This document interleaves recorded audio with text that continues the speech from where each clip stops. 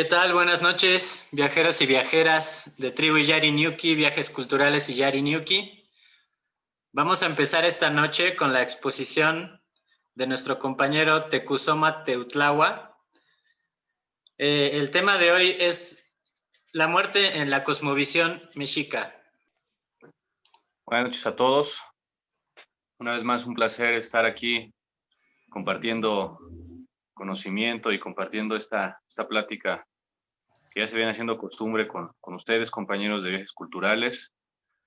Agradezco la oportunidad ahora con este tema nuevo que es acerca de la muerte, muy ad hoc, en el día en el que hoy estamos, 1 de noviembre de 2020, Día Nacional del Festejo del Día de Muertos.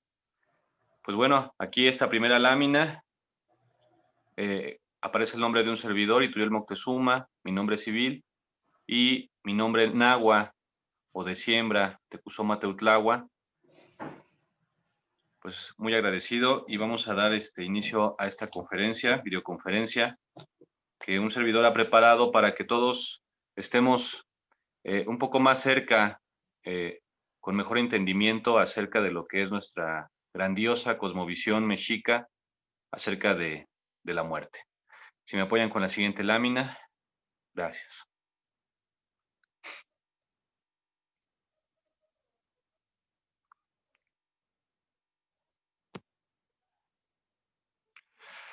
Bueno, pues, como en anteriores ocasiones, antes de comenzar algún trabajo, alguna ceremonia o simplemente un evento, es importante que nosotros nos posicionemos en la fecha mexica en la que estemos transitando. Por eso esta segunda lámina, inmediatamente de la lámina inicial donde está el título de esta videoconferencia, es justamente la fecha mexica que leo a continuación.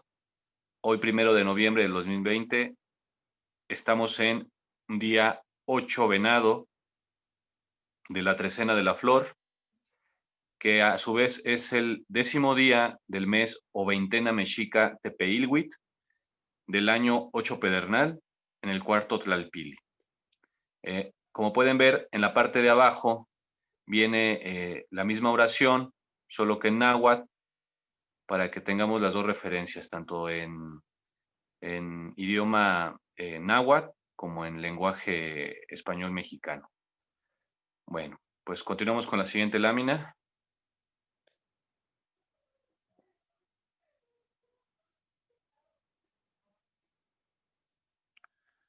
Muy bien.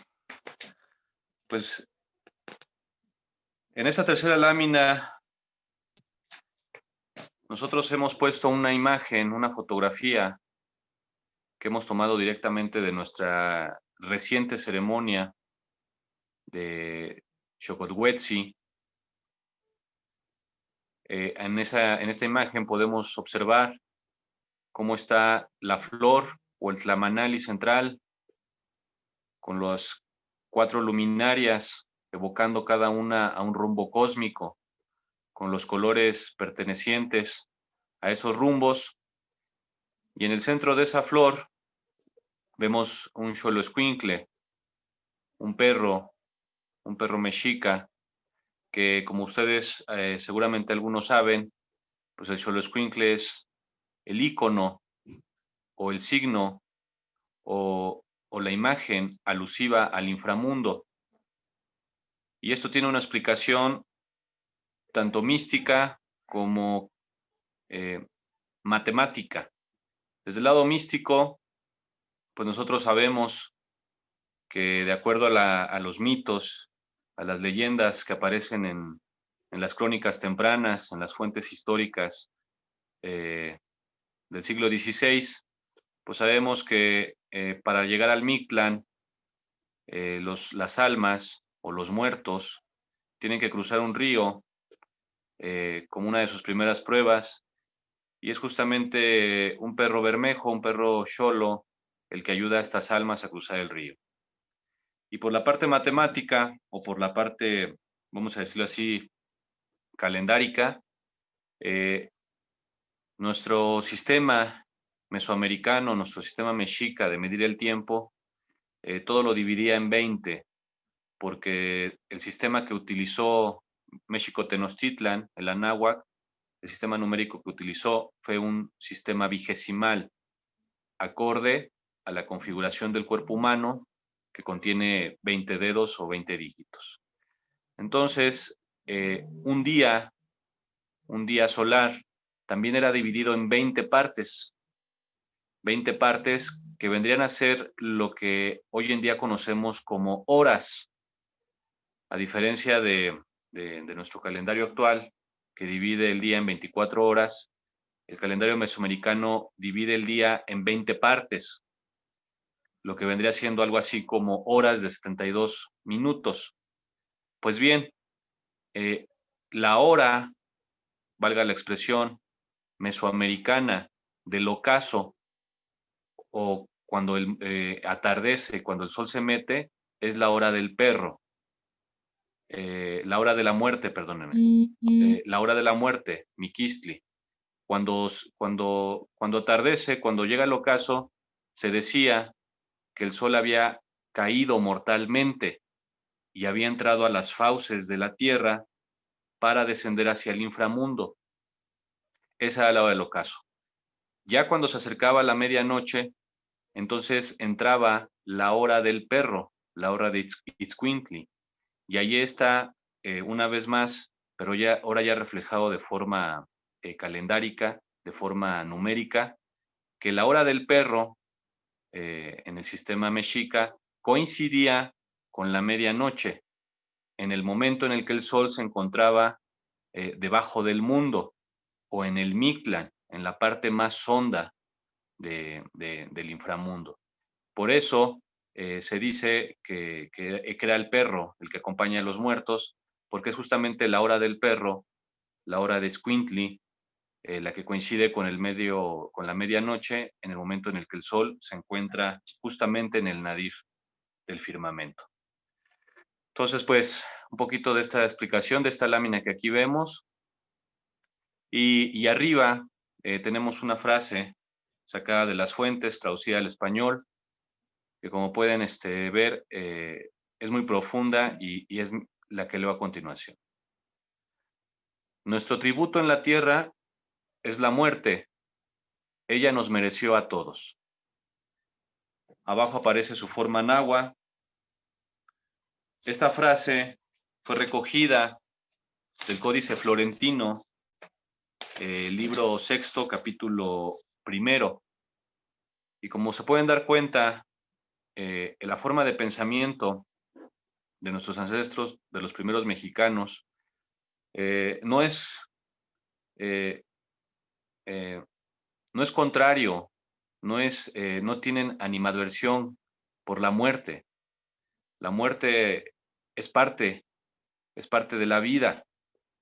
Entonces, en esta frase nos podemos nosotros empezar a percatar que no había un temor hacia la muerte, que no había un miedo o un desprecio o un rechazo a la muerte.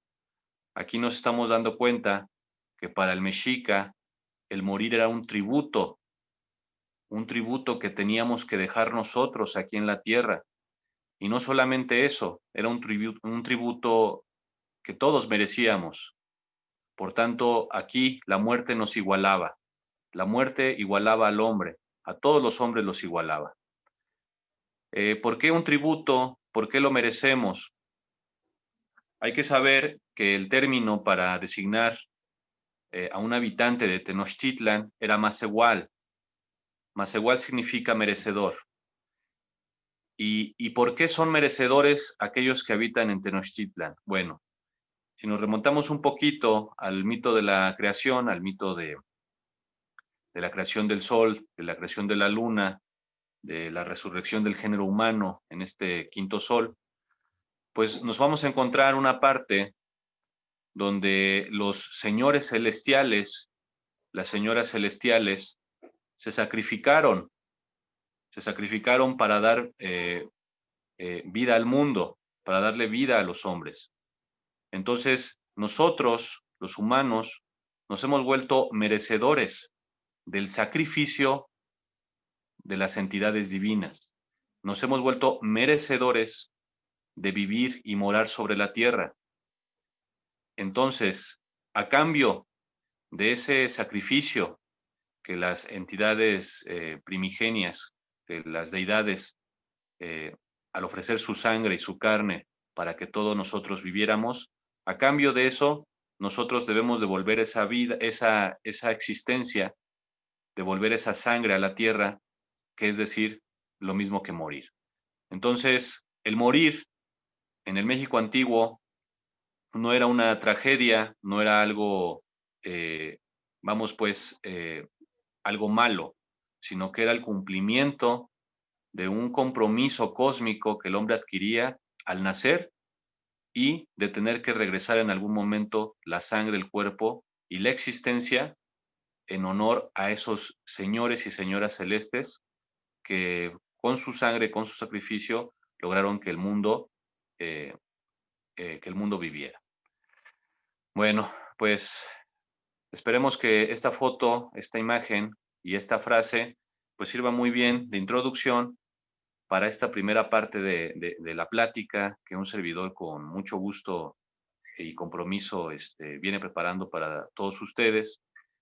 Y pues nada más comentar, ya para cerrar esta tercera lámina, ahí podemos ver una máscara de Mictlantecutli que está cubriendo el rostro de un bulto mortuorio, de donde sale una voluta que significa el viento del hablar.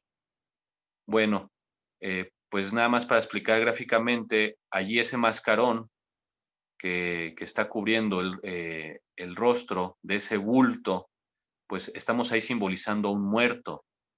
Cuando las personas morían en México Tenochtitlan, se les dejaba 4 días, vamos a decir, de cuerpo completo, de cuerpo presente, pero se les envolvía con sus pertenencias. En este caso, podría ser el petate donde dormían, o sus vestimentas, su tilma, si fueran mujeres, su huipil. Se les envolvía con todas sus pertenencias, sus prendas, para que su esencia no escapara, porque finalmente el petate donde dormían, la tilma, la manta con la que se cubrían, allí quedaron los sueños, ahí quedaron las aspiraciones, ahí quedaron los pensamientos y los sentimientos de la persona. Entonces, como su último adiós o su despedida, se le arropaba con esos mismos sueños y con esos sentimientos que estaban impregnados en su petate, donde dormía cada noche, o en su manta, donde se cubría todos los días del frío y del sol. Pues bueno, pasamos a la siguiente lámina. Esta primera parte de, de, de esta videoconferencia es para poner en contexto. Es importante que todos nosotros, independientemente del concepto personal que tenemos acerca de la muerte, acerca del trascender, acerca de lo que significa fallecer, dejar este plano terrenal, es importante que conozcamos el concepto humano de todos los grupos y culturas que han habitado en este mundo. Por tanto, en esta primera parte yo consideré que es apropiado, que es beneficioso, que plasmemos la filosofía y los conceptos que las diferentes culturas antiguas a lo largo de la historia han tenido acerca de la muerte. ¿Por qué? Porque tenemos que entender que todas las culturas humanas tienen un pedazo del mapa, que en todas y cada una de ellas hay un pedazo del conocimiento, y una vez que adquiramos el conocimiento de todas nuestras antecesores, no importando la latitud, nosotros podremos tener un completo conocimiento de la forma de pensamiento humana. Entonces, pasemos a la siguiente lámina.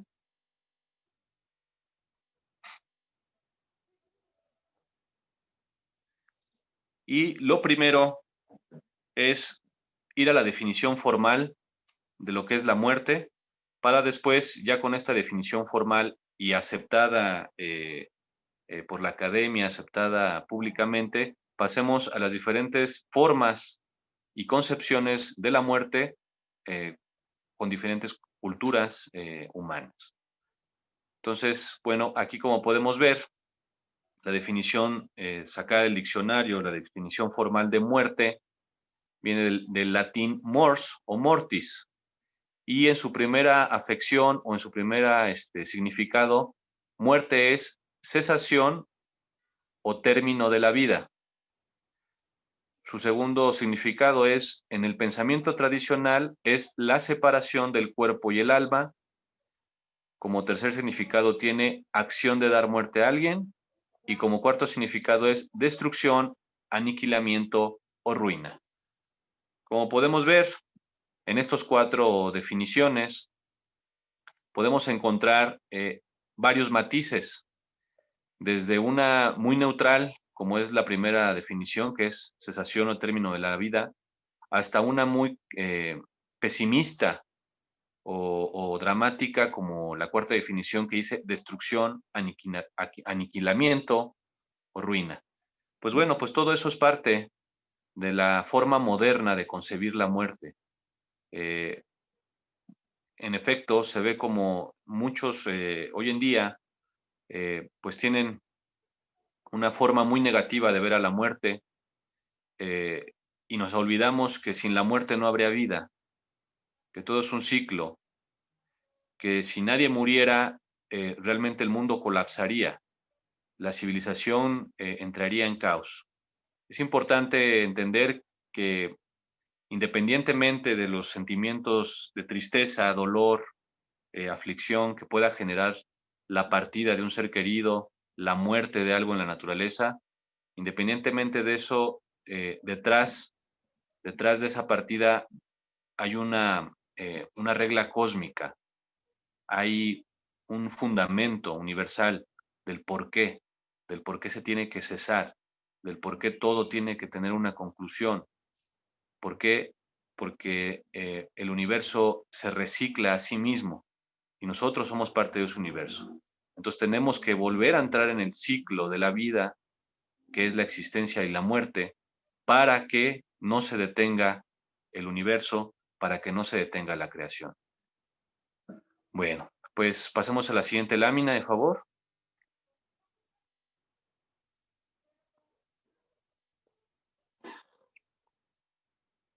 Y aquí es propiamente la parte en la que vamos a empezar a hablar de la concepción de la muerte en diferentes culturas. Aquí pues ponemos una imagen muy ilustrativa donde se ven los signos sagrados de los diferentes credos humanos, para que entendamos que México Tenochtitlan, que nuestro conocimiento de Anáhuac, del México antiguo, pues entra también en esa categoría, ¿no? En filosofía antigua, en un credo, en una religión, en una cosmovisión tan válida y tan loable como lo pudiera ser la cosmovisión judía, la cosmovisión cristiana, musulmana, egipcia, etc. Entonces, pasemos a la siguiente lámina.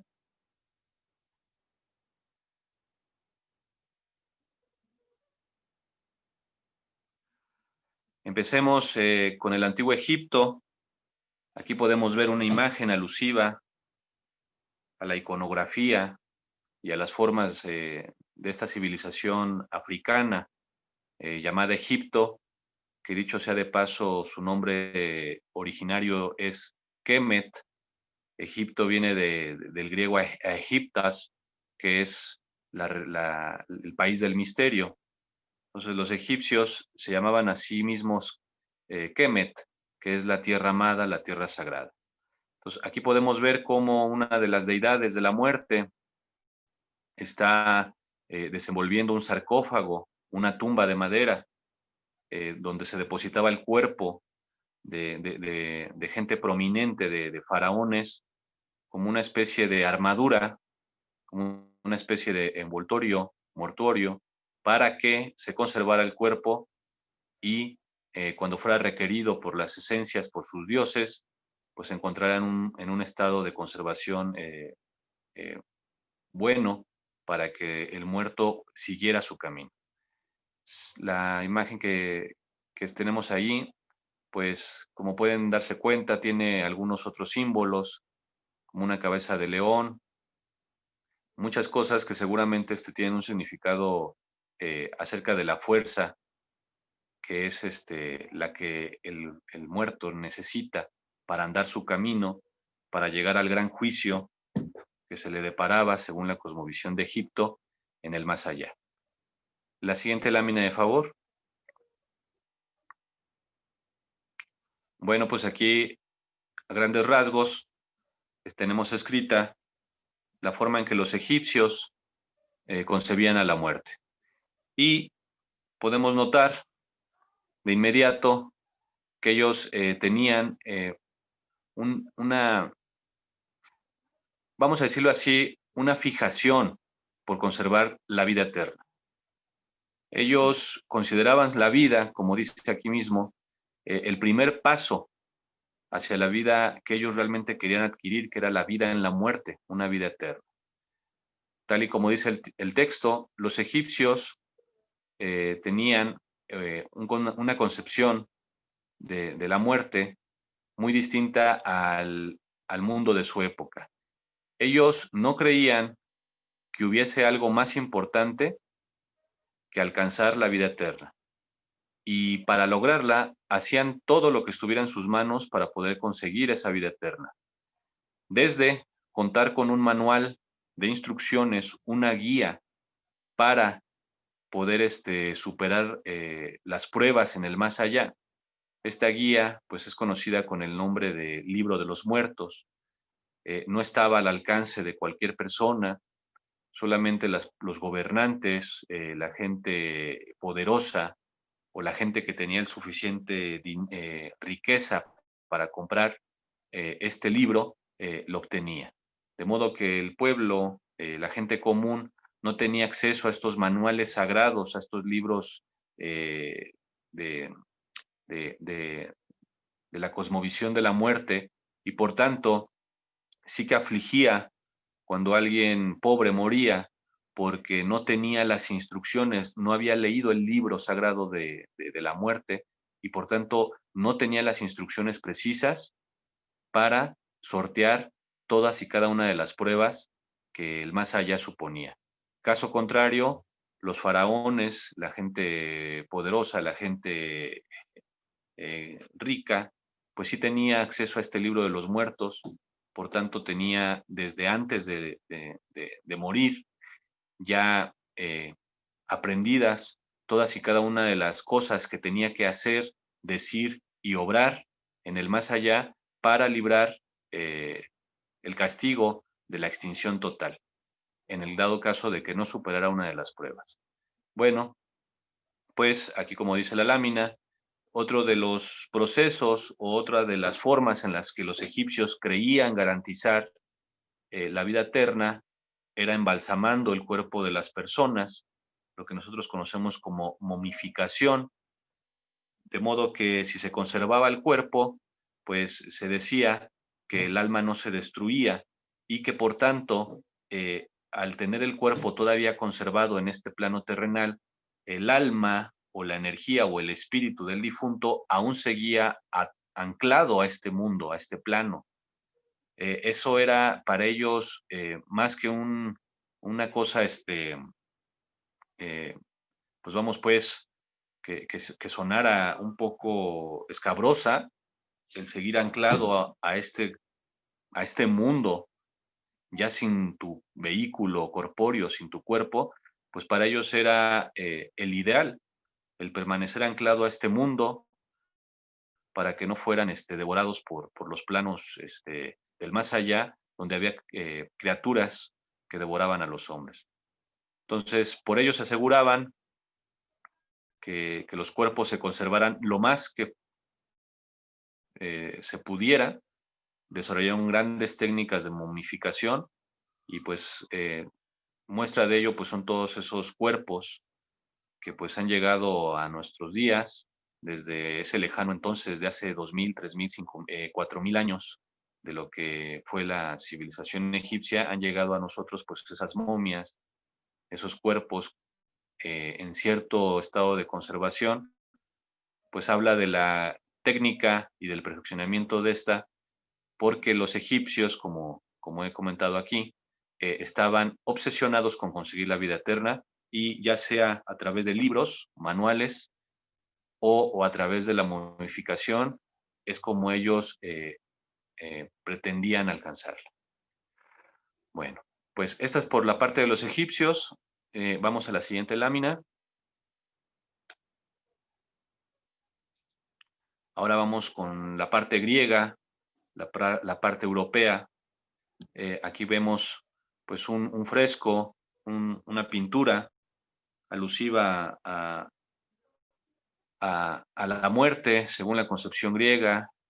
Se ve ahí pues una escena trágica, se ve ahí la muerte personificada, abrazando a esa doncella que parece estar durmiendo, porque para los griegos la muerte era una especie de sueño muy profundo.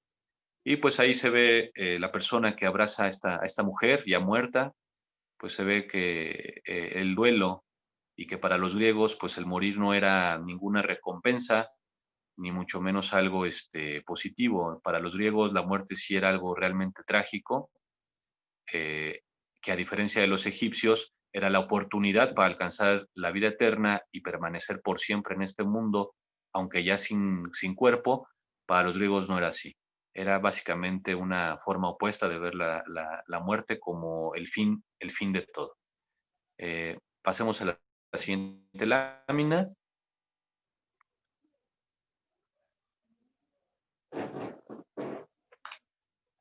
Aquí pues ya tenemos la explicación.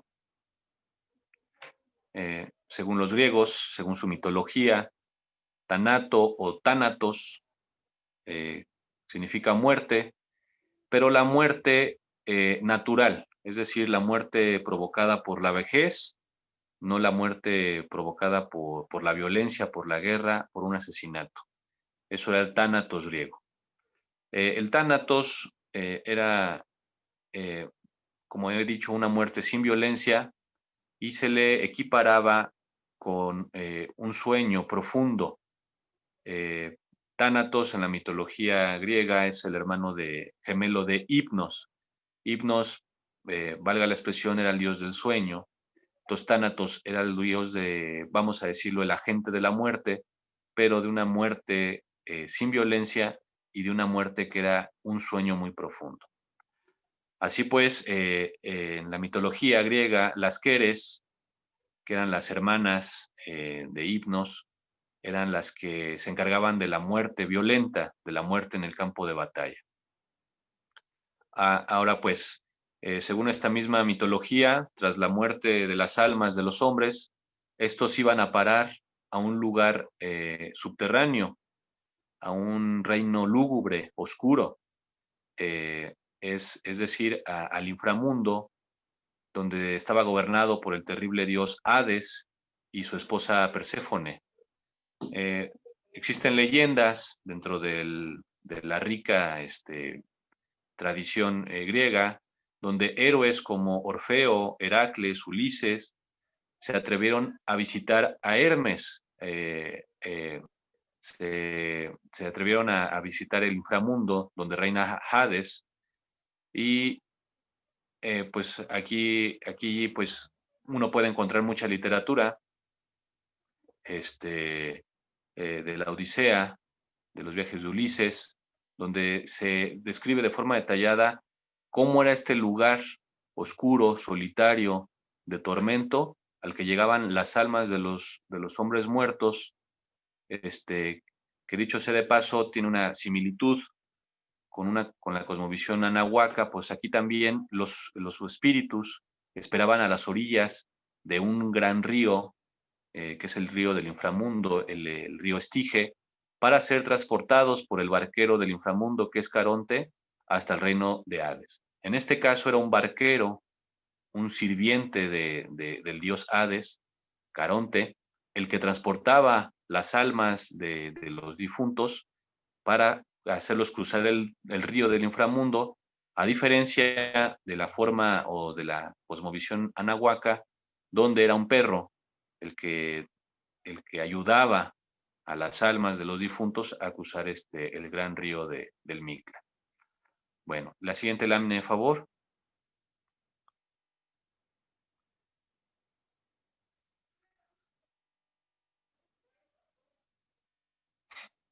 Ahora pasemos al budismo.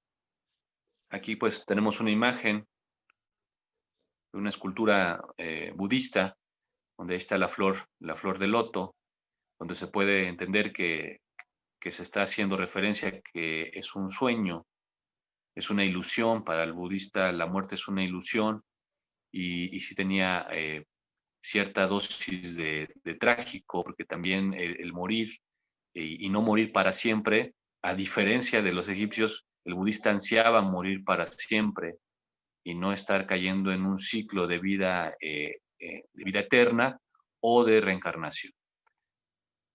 Vamos a la siguiente lámina para explicar esto más a detalle.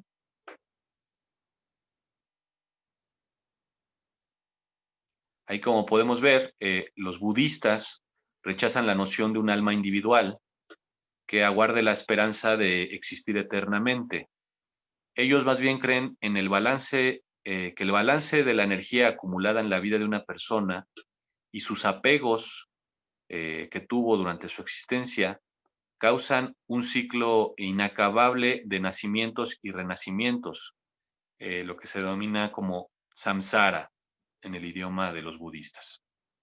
Por tanto, la meta del budista, a diferencia de la meta del egipcio, es ya no seguir renaciendo eternamente, ya no vivir eternamente.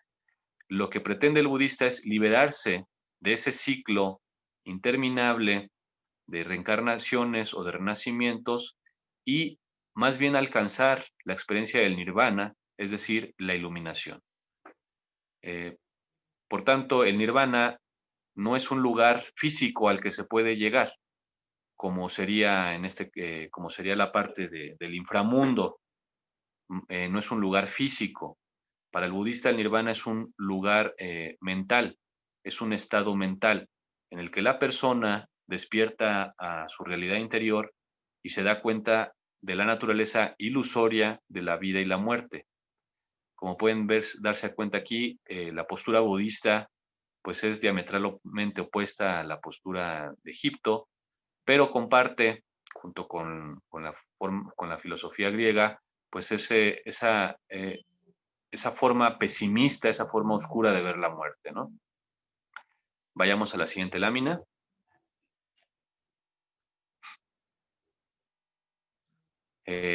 Vayamos a la parte del judaísmo. ¿Qué tiene el judaísmo que decirnos a grandes rasgos acerca de la muerte? Aquí pues podemos ver una banda con motivos y escritura hebrea. Pues todo esto es atavíos que se le ceñían a los muertos desde la tradición judía, mensajes para que se alcanzara el propósito de la muerte. Entonces, pues ahora esta cultura proveniente de Oriente, de Medio Oriente, pues ya es una visión ahora del continente asiático, así como Grecia pertenece a Europa, Egipto, África. Ahora vamos a ver el judaísmo, que es la parte del Medio Oriente, de esta cultura humana, ya también milenaria. Pasemos a la siguiente lámina.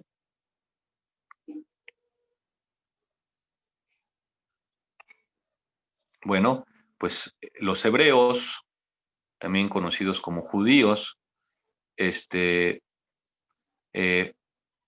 tienen la concepción de que el hombre no es inmortal. Y aquí pongo una parte de una frase extraída de su libro sagrado, donde dice que de la tierra vienes y a la tierra retornarás.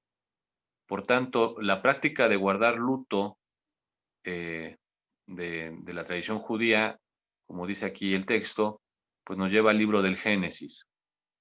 En el idioma hebreo, la palabra nefesh se traduce como alma y significa que la persona está en vida en cuerpo y su alma dentro de él no es distinguible de su cuerpo. La persona es un ente, una sola unidad. En tanto, al momento de morir en esta vida terrenal, todo lo que es la materia del cuerpo regresa a la naturaleza, regresa al mundo, regresa a la gran masa que es la naturaleza. Y lo que viene de Dios, es decir, lo que no es materia, lo que es intangible, lo que es el espíritu, vuelve a Dios. Ahí se separa la materia del espíritu, el cuerpo del alma. Y bueno, el judaísmo también afirma que en algún punto de la historia, este mundo, todos los muertos resucitarán y que Dios le devolverá la vida a todos aquellos que la merecen, que merecen el regresar a la vida. Un concepto pues semejante que se acerca al Masehualistli, a los merecedores según la cosmovisión mexica. Pasemos a la siguiente lámina, de favor.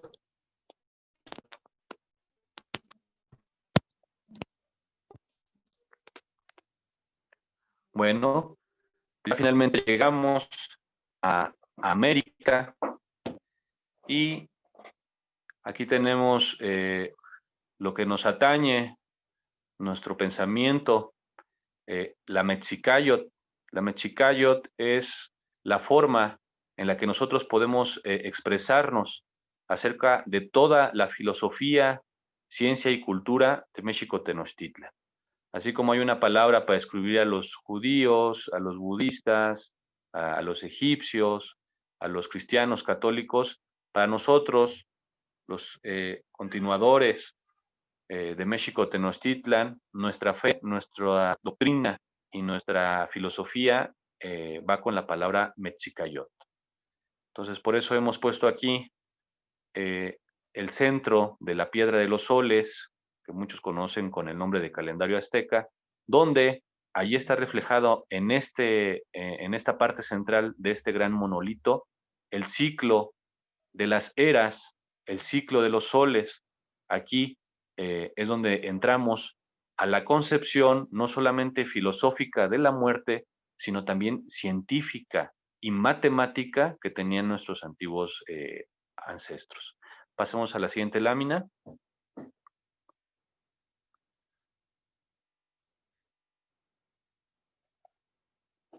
Pues bueno, aquí nos damos cuenta que para los mexicas el valor que tiene la muerte dentro de su filosofía es que ellos hacían una distinción entre la vida y la existencia. La vida bajo el nombre bajo la palabra Yolistli y la existencia bajo la palabra Nemilistli, que más adelante vamos a explicar. Bueno, ambas nociones, vida y existencia, no son diferenciadas en Occidente o en Europa. Aquí en América, en Tenochtitlan, sí había una diferencia entre existir y entre vivir. Bueno, para los mexica, el ser, las personas pasan de la existencia a la muerte, pero nunca dejan de vivir. Aquí está, en este pequeño renglón, la gran diferencia que había respecto de la concepción de la muerte entre nuestra cultura originaria mexicana con el resto del mundo. Para nuestros antiguos mexicanos, las personas nunca dejaban de vivir. Ellos decían simple y sencillamente que habían dejado la existencia para después vivir en la muerte. Aquí nos podemos dar cuenta de la gran filosofía que nuestros ancestros tenían, donde se daban cuenta que la vida era inacabable. Lo que se acababa era la presencia, era la existencia en este plano, pero la vida tal cual continuaba en la muerte.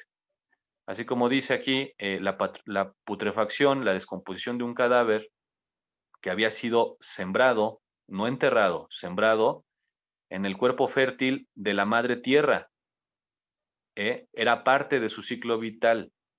Una vez que se ha consumido la carne del cuerpo, se consideraba que el individuo había terminado de morir y ahora sí iniciaba su proceso de reciclamiento cósmico durante su vida en la muerte, ¿no? Por tanto, se puede decir que la existencia y la muerte, que también aquí debemos señalar, la muerte se dice miquistli, eran la sístole y la diástole de un pulso, de un latido, de una vida. Por tanto, vida, existencia y muerte eran inseparables, no eran contrarias. Vida y muerte no eran contrarias. Había vida en la muerte, así como había vida en la existencia sobre este plano terrenal. La siguiente lámina, de favor.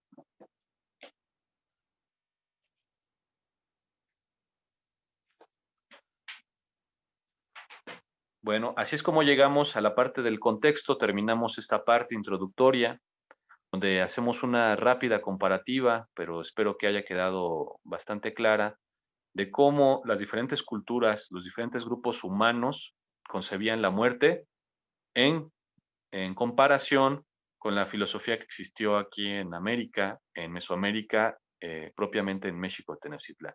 Ahora vayamos a esta segunda parte de esta videoconferencia, de esta primera entrega, donde vamos a ahondar ya en los términos, en la terminología y conceptos nahuas acerca de la muerte. Aquí ya entraríamos un poquito más a detalle en todo lo que nos atañe para seguir inspeccionando, para seguir abordando cómo nuestros ancestros aztecas mexica concebían la muerte, pero ya ahora sí usando sus propias palabras. Bueno, la siguiente lámina, de favor.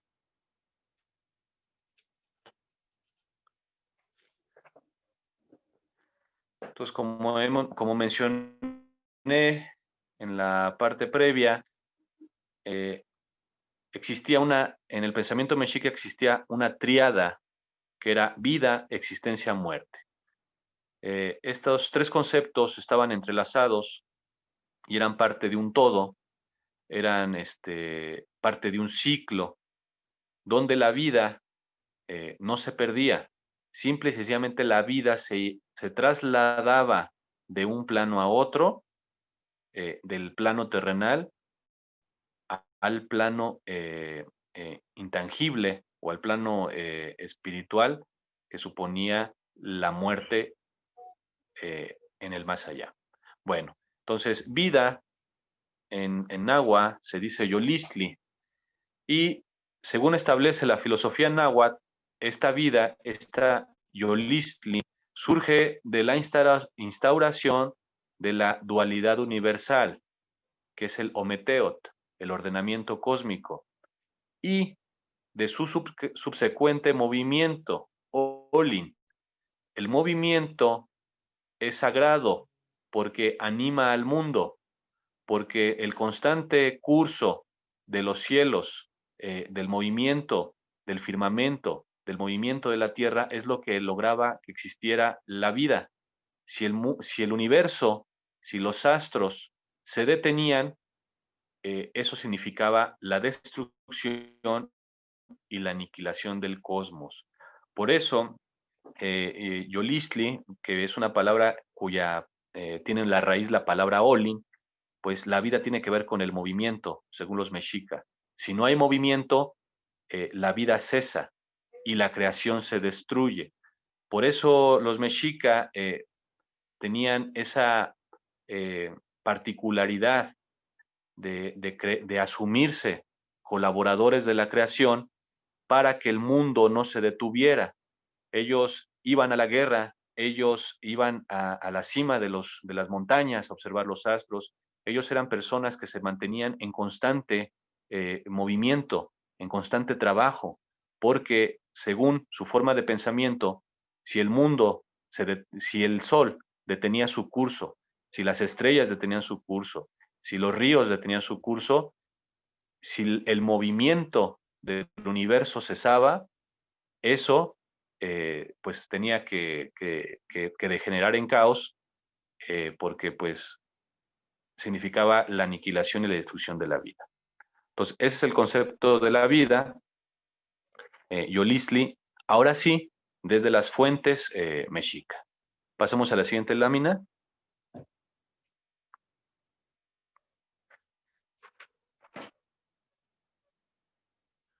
Bueno, el segundo eslabón de la triada es la existencia, Nemilistli. La existencia o el Nemilistli es la vida sobre la tierra, sobre este plano material. Es la vida que ahorita en este momento nosotros estamos gozando, la vida sobre la tierra. A eso se le conocía como Nemilistli, la existencia. Y esta palabra del náhuatl proviene del verbo nemi, que significa andar, por lo cual se puede decir que nosotros, los que estamos vivos aquí sobre la tierra, sabemos que estamos vivos porque andamos sobre la tierra, porque pisamos, porque caminamos, porque dejamos huellas, ¿no? Entonces, este andar existencial, este nemilistli, empieza cuando una persona brota de las entrañas de su madre o cuando un ser brota de la tierra o de un huevo y termina esta existencia, este Nemilistli, cuando cesan los pasos de esa persona, es decir, cuando fallece, ¿no? Cuando entra en el ciclo de la reciclamiento y de la degradación de su materia para un nuevo recorrido existencial. El mejor ejemplo para que entendamos este concepto de andar existencial o Nemilistli son los ciclos del sol o del maíz. El maíz durante el año brota de la tierra, crece, se fortalece para finalmente secarse, para finalmente morir. Y esta planta otra vez es reasimilada por la tierra cuando se descompone o cuando es quemada para de nueva cuenta sembrar maíz en un plantío, en un campo de cultivo. Y el sol es lo mismo. Diariamente el sol brota de la tierra, comienza su andar en los cielos, alcanza la cúspide del cielo y después comienza a descender para volver a ser asimilado, tragado por la tierra en lo que nosotros entendemos que es el ocaso. Entonces, el maíz, el sol, son los ejemplos por excelencia, los mejores ejemplos para describir el concepto de Nemilistli, el concepto de la vida terrenal que nuestros ancestros tenían. La siguiente lámina, de favor.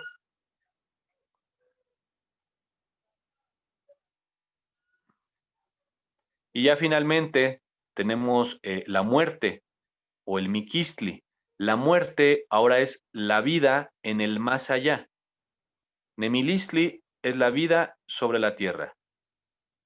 Y Miquistli es la vida en el más allá, en la región del misterio, en la región de los descarnados. Entonces, para los mexicas, la muerte o la vida en el más allá era algo sagrado porque, como ya habíamos comentado, era un tributo que todos los hombres, que todos los seres sobre la tierra, en algún momento tienen que dar a la tierra, le tienen que tributar su carne y su sangre. Por tanto, es algo inevitable el morir, o más bien el dejar de existir en el plano terrenal para ir a vivir en la muerte. Era algo inevitable y universal. Por tanto, la muerte igualaba a todas las criaturas, a todos los seres del universo, los igualaba. Porque todo cuanto estaba vivo o existía o andaba sobre la tierra, de una u otra forma tenía que morir, porque se había hecho merecedor de ese pacto divino con los señores creadores que ofrendaron su sangre y su carne para que nosotros existiéramos.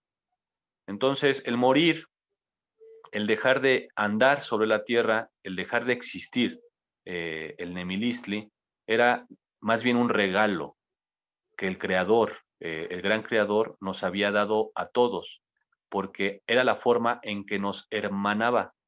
La muerte nos hermana a todos los hombres, porque nuestro verdadero rostro es el de la calavera.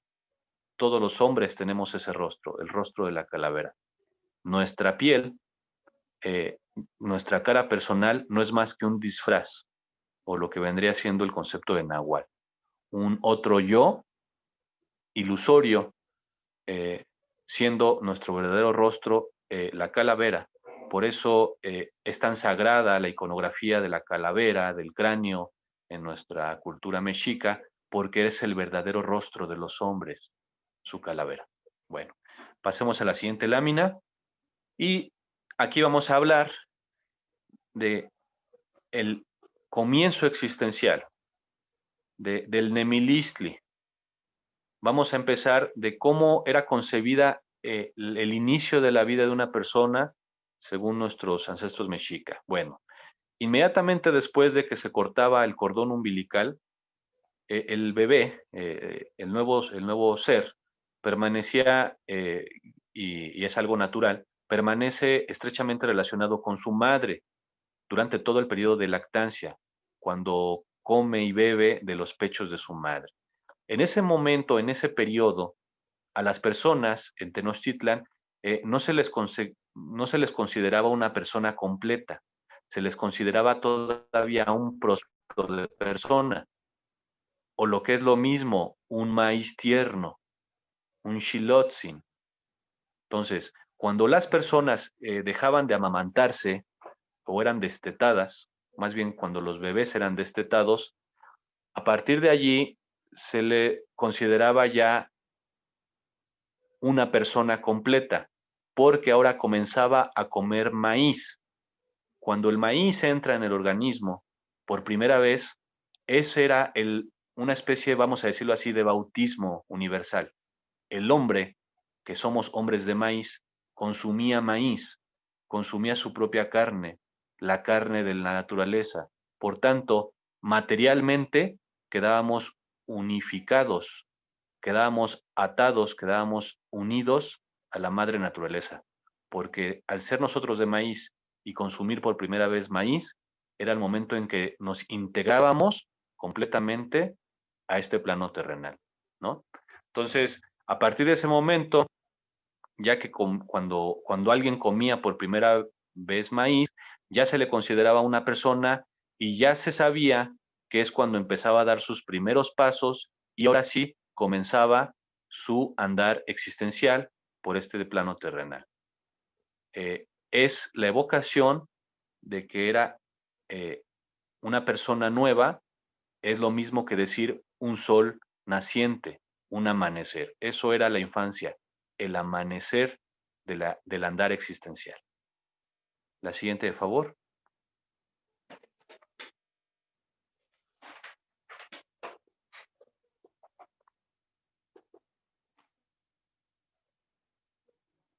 Bueno, ya una vez que se pasaba la etapa de la infancia, la etapa del comienzo existencial, en que la persona consumía maíz y comenzaba a dar sus primeros pasos, al igual que un sol, una persona comenzaba su ascenso.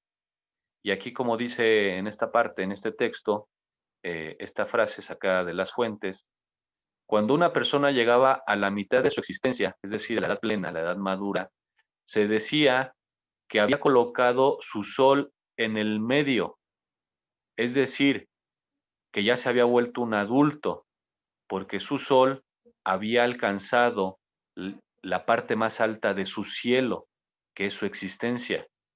Por tanto, es aquí, cuando se llegaba a esta edad de plenitud, cuando muchos hombres decidían dejar su vida en la guerra, porque ellos decían que preferían dejar a su sol en lo más alto del cielo y no esperar a que comenzara a decaer, a descender ese sol que era su vida, hasta llegar a la vejez, que es el ocaso de la vida. Por eso la valentía en la guerra, porque era muy preciado que los hombres dejaran muy alto su sol, es decir, que murieran en la edad plena, para que allí toda su energía, toda la vitalidad nunca decayera, nunca se les conociera en vejez, en un estado de descenso, y quedara su memoria, su fama y su gloria en la cúspide del cielo. Entonces, esa es la mitad de la existencia, cuando el sol personal llegaba al cenit del cielo. La siguiente imagen, de favor.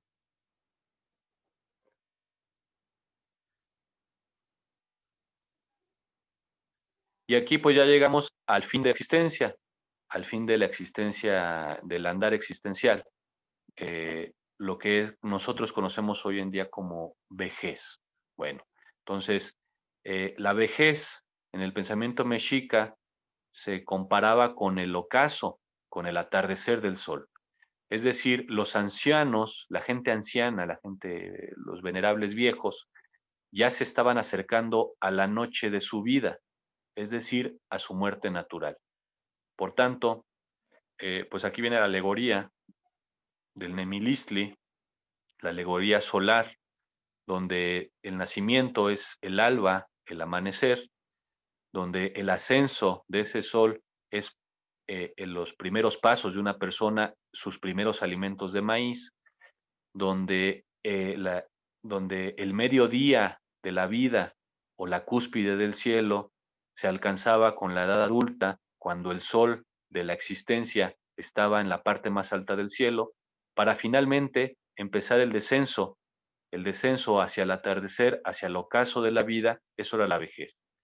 Ya cuando el sol entraba por el horizonte, por el poniente, y era tragado por la tierra, eso era el equivalente a que las personas pues eran sembradas o introducidas en la tierra para que Tlaltecutli, Tlazolteotl, que son las deidades encargadas del reciclamiento, pues empezaran a devorar esos cuerpos para reinsertarlos en la madre tierra. La siguiente imagen, de favor.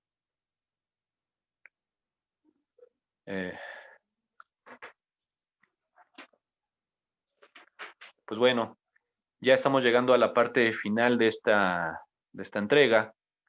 Ya nada más aquí vamos a abordar unos cuantos conceptos más. En México Tenochtitlan no existía como tal el concepto de panteón comunitario o camposanto. Por tanto, no había en sí la figura de sepulcro. Se decía más bien que a la gente se le sembraba, y esto corresponde, es acorde a la visión de que los hombres, todos, los hombres y las mujeres, esta humanidad de este quinto sol, estamos hechos de maíz. El sagrado cereal, que tiene por nombre Tonacayod o Tlayoli o Sentli. Entonces, Tonacayot, por cierto, significa nuestra carne. Entonces el maíz, que es nuestra carne, nosotros al ser de maíz somos una semilla. Nuestro corazón es nuestra semilla. Por tanto, cuando morimos, el ingresar un cuerpo al seno de la tierra es el simbolismo de sembrar otra vez nuestra semilla, de que nuestro corazón entra, se sumerge en la tierra, es el equivalente a depositar una semilla de maíz en un surco de un sembradío. Por tanto, nosotros, los mexicas, no sepultamos personas fallecidas, los volvemos a sembrar, volvemos a reintegrar a la tierra, dejando listo todo y en manos de la divinidad para que esa semilla, para que ese corazón, para que se vuelva a germinar en la vida en la vida en muerte, para esperar su retorno, si así lo decide el gran creador, el dador de la vida, su retorno al Nemilistli, que es la vida sobre la tierra. La siguiente lámina, mejor.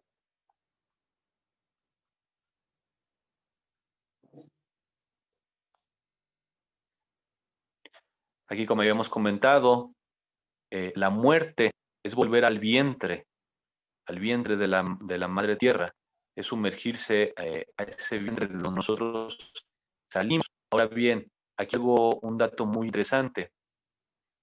El Mictlán o inframundo es de donde Quetzalcóatl, el creador de esta raza humana del quinto sol, es donde rescató los huesos preciosos de la humanidad extinta en el cuarto sol. Entonces, del Mictlán, inframundo, es de donde venimos nosotros. De ahí viene nuestra genética, que Quetzalcóatl, a través de la alegoría de los huesos preciosos, rescató y con su sangre volvió a darles vida, les infló vida para crear esta quinta humanidad. Por tanto, el vientre materno es en realidad un recinto o una sucursal del Mictlán. El vientre, el órgano reproductor sexual femenino, es una entrada al Mictlán. Por eso son tan sagradas las mujeres, porque las mujeres son la conexión de este plano con el inframundo. Su vientre, su matriz, su útero son un acceso al Mictlán, porque del Mictlán vienen las personas y al Mictlán retornan las personas, ¿no? Entonces, es un dato fabuloso, esto de que el vientre materno es un recinto del Mictlán. eh, eh, pues la verdad es que no queda más que alabar, que admirar la gran filosofía de nuestros abuelos, de nuestros ancestros, donde pues se dan cuenta de que nosotros venimos de un vientre y regresamos a otro vientre, que es el vientre de la tierra. Bueno, la siguiente lámina, de favor.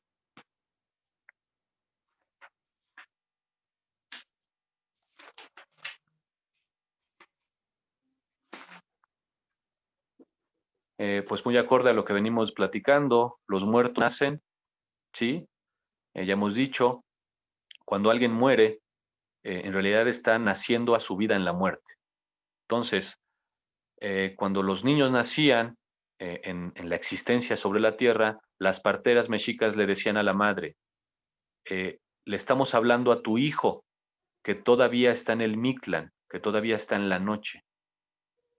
Todavía está en la noche porque es un sol que está regresando a la tierra, está a punto de volver a amanecer. Entonces, cuando todavía nosotros estamos en el vientre, estamos, vamos a decirlo, viviendo en la muerte. Todavía estamos en la noche de nuestra existencia, al igual que un sol. Entonces, como aquí queda, el vientre y la oquedad de la tierra, a donde se deposita el muerto, vendrían a ser equivalentes, como lo he comentado. Venimos de un vientre de carne y regresamos a un vientre de barro. La siguiente lámina, de favor.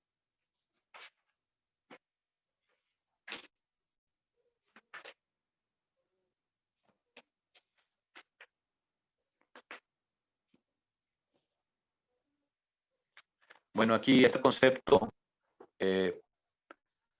morir a tiempo.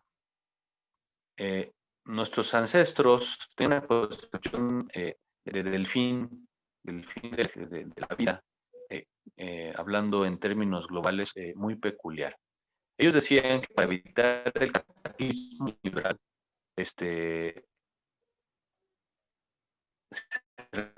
requería de hacer un atajo. ¿En qué consistía ese atajo? Bueno, en que no dejar que las cosas se envejecieran peligrosamente hasta que llegara su final por la inanición, por la muerte. Ellos decían que si se practicaba la muerte infligida, aún quedaba energía nuestra que no terminaba siendo consumida por el cosmos. Y por tanto, al dejar ese remanente de energía sobre la Tierra, nosotros hacíamos que el cosmos no muriera de inanición. Por tanto, era un honor y era una opción y se practicaba el morir a tiempo para morir del todo.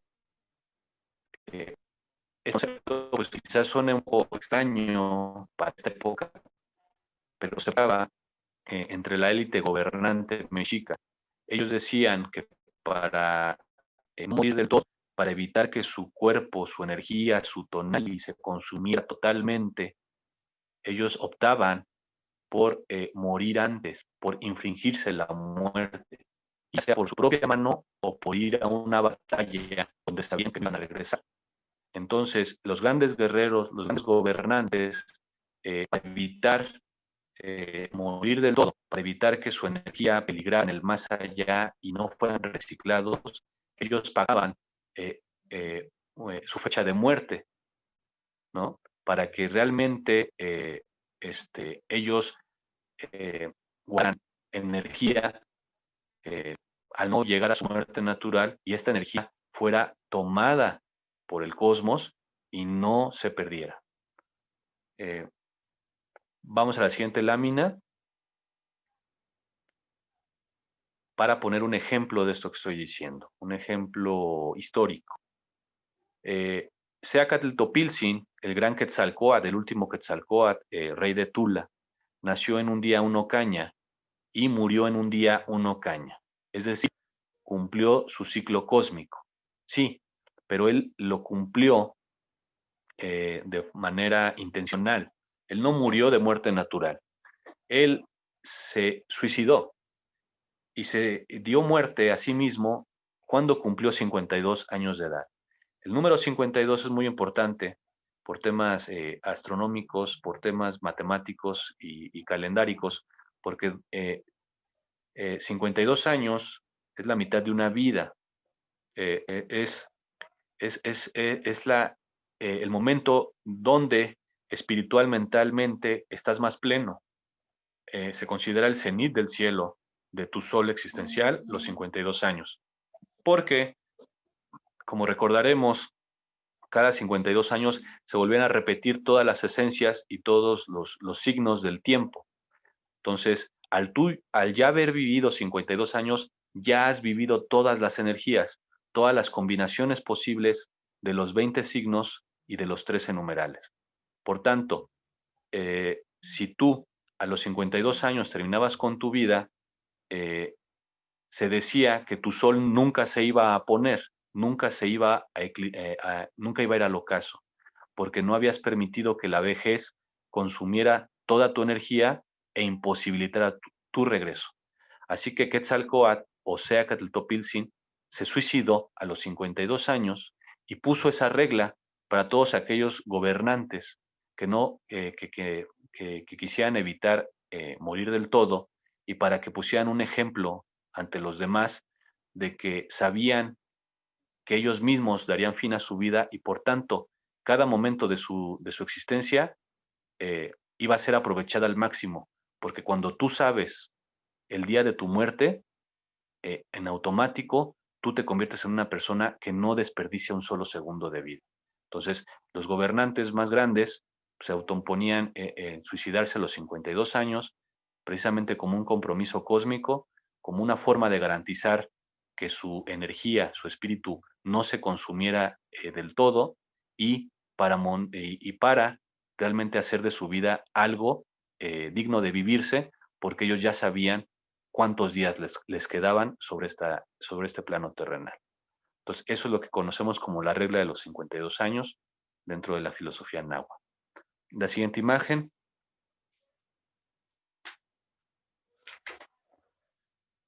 Y bueno, como todo muere, plantas, animales, planetas, estrellas, todo muere.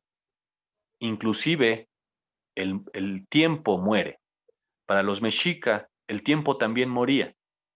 Y es justamente este concepto viene ligado a lo que expliqué en la lámina anterior.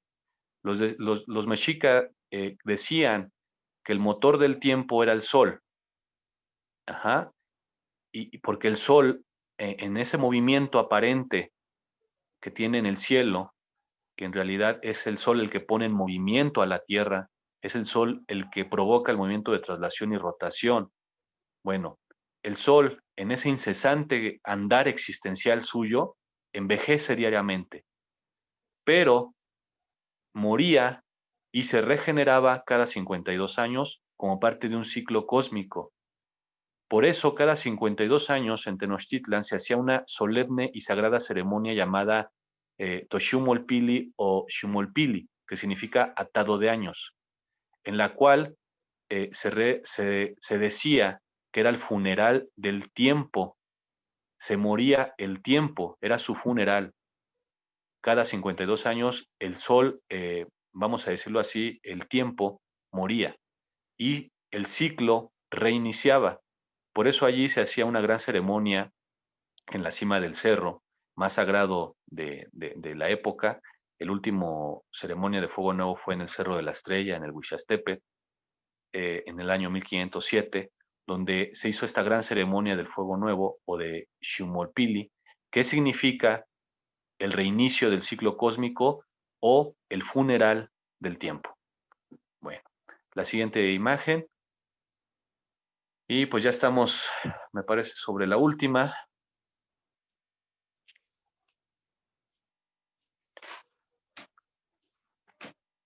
Sí, así es. Bueno, ya para cerrar esta parte de, de la cosmovisión con los conceptos directos de las fuentes mexica, pues es importante conocer el concepto de Tlazolteotl. Esta deidad de Tlazolteotl era la conocida como la señora de las inmundicias, eh, la señora de la divina basura, pero yo creo que esas traducciones que ha hecho la academia no son correctos, ni le dan, ni enaltecen este profundo concepto de lo que es Tlazolteotl. Bueno, Tlazolteotl, en términos prácticos, es la energía que recicla todo en el universo. En la concepción mexica, la palabra basura no existe. Basura, en los términos actuales, es aquello que ya no sirve o que ya no tiene cabida o que ya es algo que se arroja al suelo porque ya no tiene razón de ser. Bueno, en una sociedad totalmente naturalista, totalmente armonizada con el cosmos, como lo fue México Tenochtitlan, no puede existir el concepto de basura. Existe el concepto de residuo o el concepto de sobrante, más no el de basura. Entonces, Nuestra Señora Tlazolteotl no es la señora de la divina basura ni la señora de las inmundicias, es la energía recicladora del universo, porque cuando tú tienes una civilización donde todos los desechos son orgánicos, pues todo eso es reciclado por la propia naturaleza. No estás hablando de basura, al contrario, estás hablando de alimento para la tierra, ¿no? Entonces, Tlazolteotl era la deidad que se encargaba de reciclar los cadáveres, de reintegrar todos los nutrientes o la materia de un cuerpo en descomposición a el manto terrestre. Y aquí, como dice la lámina, el proceso mediante el cual se lograba la regeneración del difunto fue nombrado como Tlazolteotl, que era la divinidad azteca que consumía lo putrefacto, lo viejo, lo deteriorado del cadáver, para volverlo a una condición divina, es decir, a su estado óseo, a su estadio esquelético, a donde era descubierto y destapado el verdadero rostro de los hombres. Entonces, bajo la visión nahua, los hombres comían lo bueno y defecaban lo malo o lo sucio. En el concepto de Tlazolteotl es lo inverso. Es Tlazolteotl lo que devoraba los desperdicios o la inmundicia del mundo, es decir, lo malo y lo sucio, y a cambio, con ese poder regenerador, devolvía lo bueno, lo sano a la existencia, es decir, daba a luz, de nuevo, a la materia, la recomponía.